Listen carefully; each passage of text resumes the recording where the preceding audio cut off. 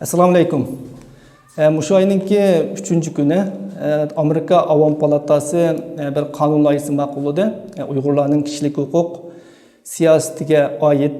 Bu qonun loyihasi ma'qullangandan keyin butun dunyodagi Uyg'urlarning ichida kuchli qiziqish qo'zg'adi. Albatta, tashqi dunyoda qiziqish qo'zg'adi, ammo Uyg'urlar ichidagi qiziqishga qarata biz bakrak diqqat qildik.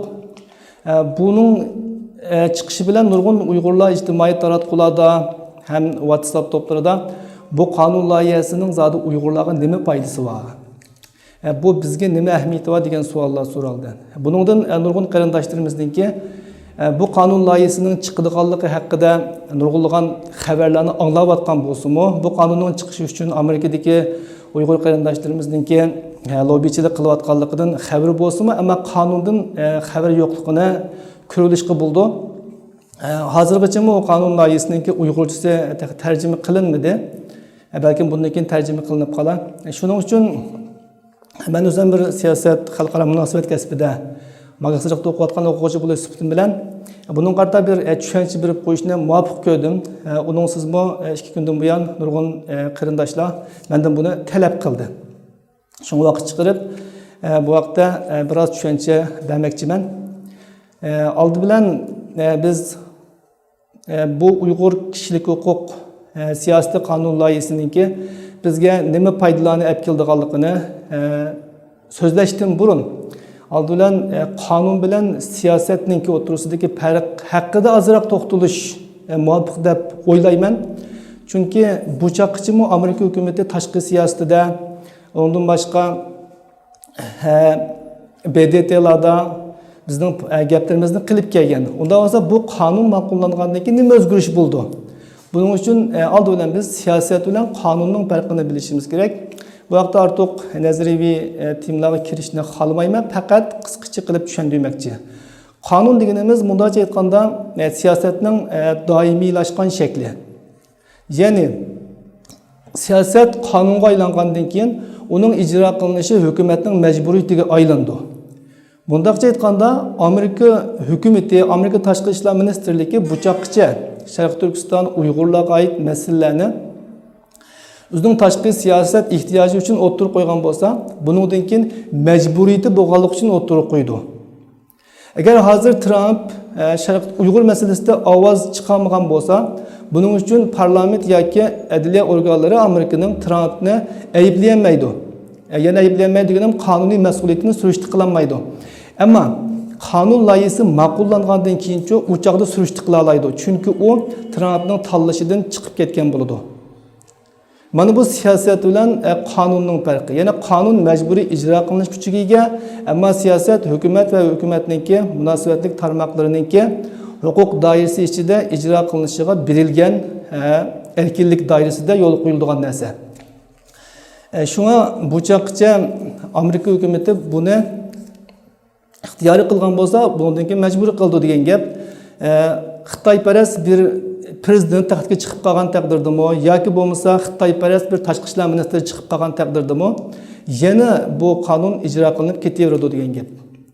Bu to'g'riliq shunchalik to'xtalaylik. Endi bu qonunninki asosiy mazmun haqida qisqacha tunishni muvofiq deb qarayman. Bu qonunninki foydasi nima deyishdan burun. Hemen bu to'g'riliq qonunninki o'z tunugun parlamentdan ma'qullangan nusxasini to'rbatdan tushirdim va bu haqda bir qo'r izlandim, materiallarni ko'rib chiqdim. Bu qonun loyihasi jami 10 moddadan 10 modda debdimi? 10 bo'limdan tuzilgan ekan. Bu 10 bo'limninki baş qismi asosan kirish, ism, bu narsalarga oid. Qolgan oxirdagi 5-6 bo'limi qonunninki konkret moddalarga oid. Endi bu qonun loyihasininki asosan maqsadi nima deganda, asosan maqsadi Xitoyning Sharq Turkistonda olib berayotgan yig'ilish lagerlarini taqtish, Sharq Turkistondagi keng ko'lamlik inson haqlari, kishilik huquq depsendichilikini to'xtatish uchun Amerikaningki har qaysi davlat apparatlarini safarbar qilish. Bundacha aytgan chaqda parlamentning hukumatga sen bu zulmni, bu qirg'inchilikni to'xtat degan bir buyruqi. Shunda tushunishga bo'ldi. Qonunninki tunji maqsadimi shunda bayon qilingan qonunninki loyihasining o'zida. Ya'ni Amerikaning davlat apparatlarini Sharq Turkistondagi Xinjiang deb e'longan bu qonun loyihasida Xinjiangdagi keng ko'lamli inson haqlari dafsandachiligini to'xtatishga buyurish. Bu asosiy maqsad. Buni biz eg'izchilab aytsak, ya'ni Amerikaninki bu qonun loyihasini chiqarishdagi tub maqsadi Sharq Turkistondagi zulmni to'xtatish, Uyg'urlarni qutqizib olish deb tushunsak bo'ldi. Endi bu qonun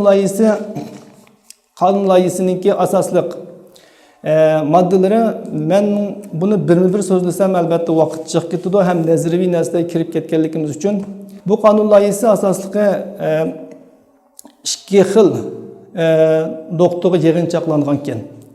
Buning biri harakat qismi, yana biri dokulat qismi. Buning harakat qismida Amerika hukumatidan yuqorisi prezident Trumpdan tortib tuvan darajalik amaldorgacha bulardan Xitoyni Sharq Turkistondagi Uyg'urlarni izlash, zulm qilish qilmishlari qarta qattiq ayıplash va uningdan to'xtatishni talab qilish. Uningdan keyin Amerikaninki munosabatli tarmoqlarini BDT va ittifoqdoshlariga tayinib turib, ittifoqdoshlari bilan hamkorlashib turib, teng ko'lamda xalqaro bu masalaga qarta ittifoq tashkillashga buyurish.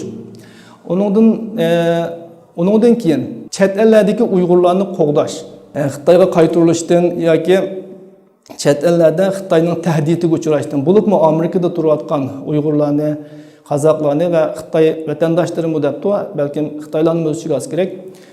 Shularni Xitoy Kompartiyasining tahdididan saqlash. Undan boshqa Erkin Osiyo radiosi qatorliq chet eldagi Uyg'ur taratqullarini qo'llashni kuchaytirish. Uyg'urlarningki chet eldagi panohlik tilash ishlarini osonlashtirish degandek mundaq harakat qismi bor ekan. Undan boshqa Amerikaninki buchoqcha munosabatli tuzgan qonunlarining ramkasi ichida turib Uyg'urlarni qo'g'dash va Xitoyga jazo berish ko'rsatilgan ekan. Masalan, Amerikaninki Osiyo Tinch okean rayonida kishilik huquqni kuchaytirishga oid qonunlari bor ekan. Uningki esimda qolmadi. Ondan boshqa Magnitsky yer shari kishilik huquq qonuni bor. Shu qonunlar ramkasi ichida shu qonunlarni Uyg'urlarga nisbatan tatbiqlash. Ya'ni Uyg'urlarga zulm qilayotgan Xitoy amaldori qarta tatbiqlash, safarbar qilish va shuni harakatlantirish qismi bor ekan. Buningki dokulat qismi, bu qonunning asosiy negizli qismi shu ekan deb tushundim. Buning dokulat qismida jami 6 bo'lim Amerikaninki har qaysi organlariga Amerika parlamenti va Amerikaninki parlamentining munosabatli tarmoqlariga yuqorisi 180 kun, eng tuvini 60 kun ichida munosabatli dokulatlarni yo'llash, hazırlash, tayyorlash va yo'llash talab qilingan. Masalan, Markaziy axborot idorasi deganga o'xshash Amerikaning istixborot tarmoqlari Sharq Turkistondagi Xitoyninki zulmi va bu zulmninki keltirib chiqargan bexatarlik tahdidlarini baholab, buningga oid dokulat sunish kerak. Amerika Federatsiya tekshirish idorasi Amerika tavalligida yashayotgan Uyg'urlarning, qozoqlarning va boshqa Xitoy fuqarolarininki Xitoyning tahdidiga uchrash ahvoli, Xitoyninki Amerikaga singib kirish ahvoli, Amerikadagi nupuzi qatorliqlar haqida dokulat tayyorlab parlamentga sunish. Undan boshqa Amerikaninki xalqaro taratquv idorasi Sharq Turkistonga Amerika muxbirlarining boranmaganligi haqida. Undan boshqa chet elninki taratqularninki muxbirlarining berish boranmasligi haqida va Sharq Turkistonninki shu vaziyatiga qarata Xitoy hukumatiningki yolg'on tashviqotlari va bu tashviqotlarning keltirib chiqargan ta'siri hamda shu tashviqotga qanday taqobil turish haqida dokulat tayyorlash sunishga buyurilgan. Uningdan boshqa Amerikaningki savdo ministerligi degandek organlarininki bu Sharq Turkistondagi majburiy emgakka silishda ishlatilgan kishilarning mahsulotlarini setish qatorliq ishlarda munosabati bormi yo'qmi, chetishlikqa bormi yo'qmi, buni bekitish, bu vaqtda dokulat tayyorlash, munosabatli kishilarni Yashar kishilik huquq Magnitskiy qonuni bo'yicha jazolashga bo'ldigan bo'lmaydiganligini baholash degandek ishlarda dokulat tayyorlashga buyurilgan. Demak, bu qonun Amerikada ma'qullangan ekan, buni ijro qiladigan organ Amerika hukumati. Buni Xitoy ijro qilmaydi. Shunga bu qonunninki subjekti, ya'ni ijro qiluvchisi Amerika hukumati. Shunga bu Amerika hukumatininki har qaysi organlaridan, tarmoqlaridan qanday qilsa qilib, ammo majburiy, chunki bu qonun moddasiga kirgandan keyin endi buni ijro qilish kerak. Mushu Sharq Turkistondagi sistemlik kishilik huquq dafsandichiligini, bu yig'ilish lagerlarini, bu tragediyani to'xtatishni talab qilish va shuni haydakchilik qilish maqsadida chiqarilgan bir qonun deb tushundim. Qonunning umumiy loyihalanish moddalariga qarab. Endi bu qonunning naq foydasi haqida bayon azroq deb o'tdik harakat qismida. Buni Uyg'ur agentligidagi bolalarmi buni bir qur yig'inchoqlab chiqarib qo'yibdi. Bu qonunning masalan naq foydalari haqidagi mazmunlarni shu yerdan ko'rib olsanglar bo'ldi. Buni tafsiliy so'zlab o'tirishni muvofiq ko'rmadim, sanashni. Boy degandek, buningki damoqqa bizga ko'rsatadigan naq foydasi degan gapga javob berganda shu chet eldagi Uyg'urlarningki bexatarlikni planlash ishlarini kafolatga qilish mumkinchiligi bor ekan, undan keyin Erkin Aziz radiosiga o'xshash chet eldagi Uyg'ur taratqullarini kuchaytirish foydasi bor ekan. Ammo eng muhim bo'lgani mencha buning nisbiy foydasi deb o'yladim. Albatta psixikalik jihatdan bizga umid berishi, bizni tashlab etmaydiganligini dunyoninki bildirib qo'yishi bu eng chong foydasi qatorida sanash mumkin. Bulubmu Xitoyga signal berishi, ya'ni sen Uyg'urlarni o'zing xalab bir narsa qilolmaysa buning igisi var degan bir uchurni bermoqchi deb o'yladim. Ondan keyin bizgami bir uchur bermoqchi deb o'yladim. Albatta buning dunyoga bergan bir uchuri bor.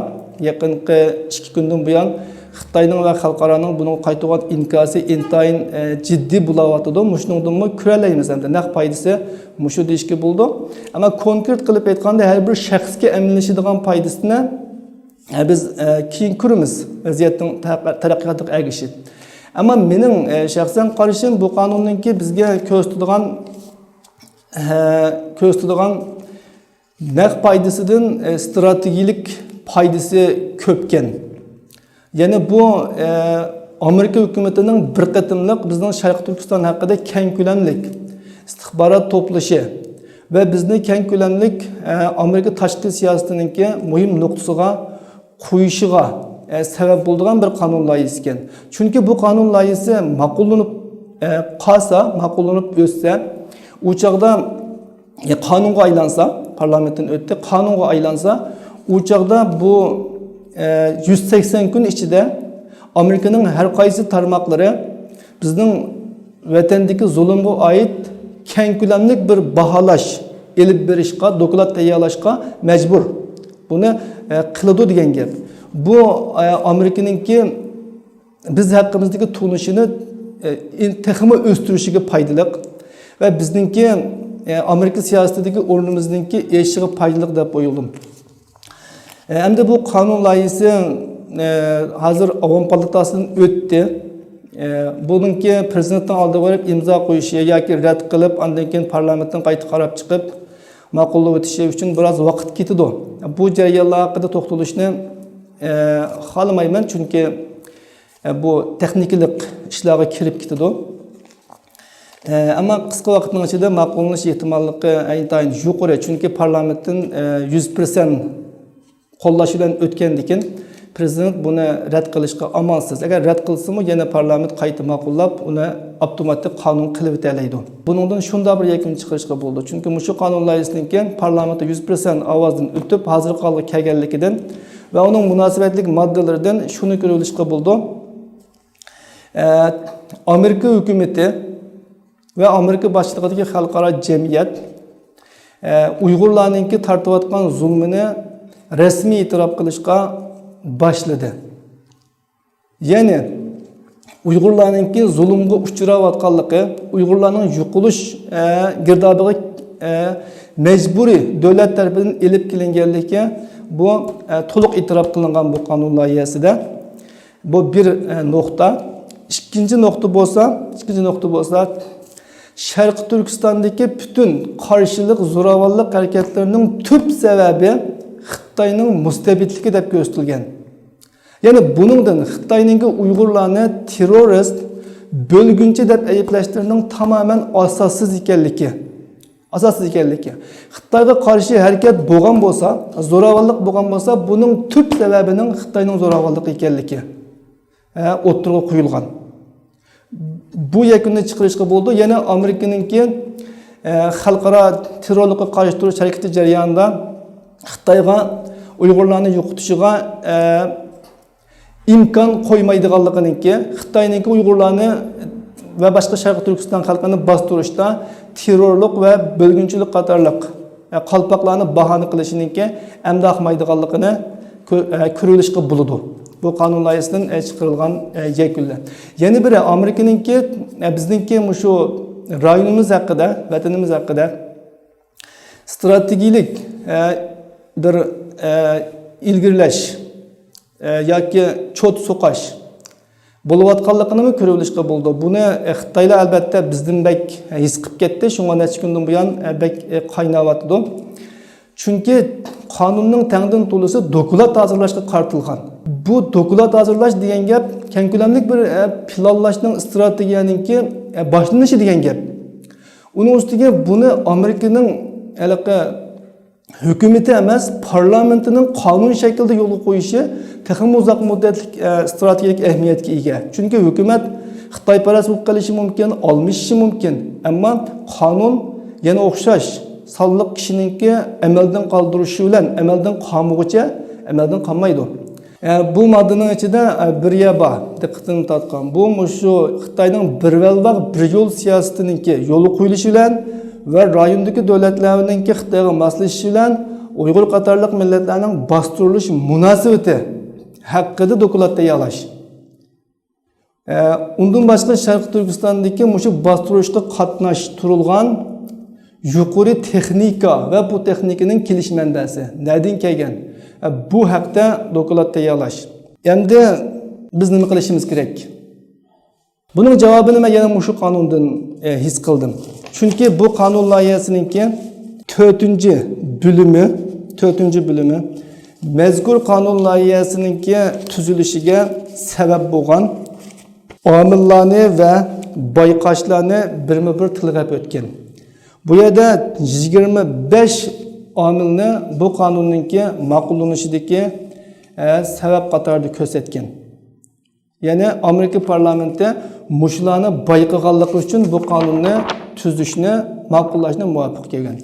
Buning ichida Xitoyninki 10 necha yildan buyon Sharq Turkistonda elib berayotgan zulmlari, tamlikchi siyosatlari, uningki kishilik huquq dafsandichiliklari bayon qilingan. Uningga shu lager haqida ve başka zulümler haqida guvohlik bergan Ömer Bekali deganga o'xshash kishilarningki guvohliklari kirgizilgan.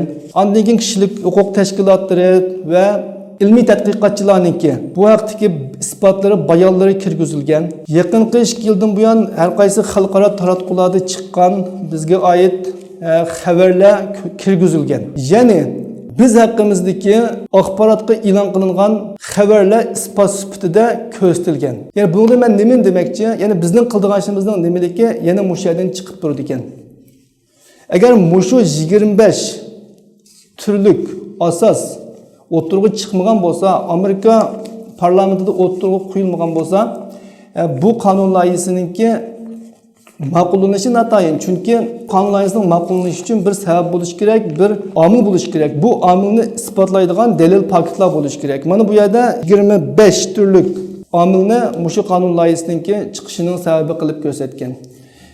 Buning ichida bizningki Xotanning xonriqdagi qirg'inchilik bor, Yakanning Ilishqudagi qirg'inchilik bor, undan boshqa vatanlar qaysi yerlarda bo'lgan qirg'inchiliklar birma-bir tilga olingan, hatto ba'zi kishilarningki etib o'tilgan kishilarningki ismliklarigacha tilga olingan.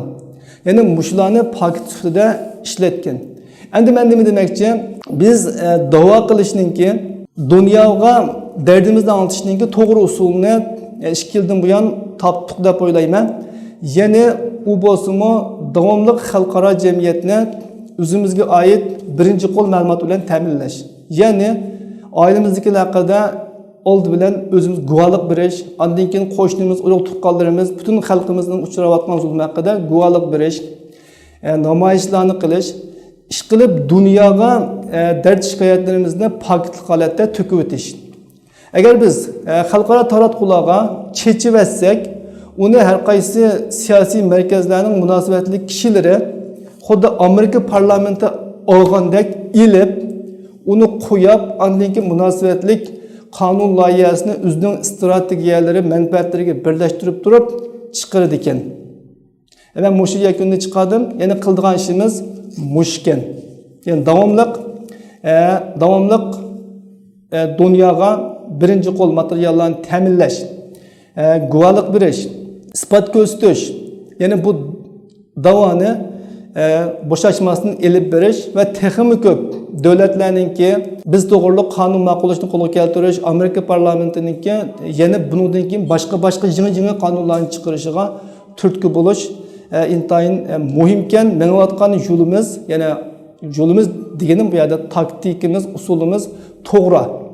Biz dunyoni o'zimizningki yenig'ilib turib, qo'llovchisiga aylantirib turib, da'vo qilishningki usulini hamda o'rganib o'tibmiz. Bugun tayyorlagan mazmun mushunchilik. Qo'limdan kelishicha qonun loyihasining mazmunini sizlarga yetkazishga tirishdim. Bundan keyinmi mushunga o'xshash muhim temlarda davomli so'zlab turishga tirishaman. Ko'pchilikka rahmat.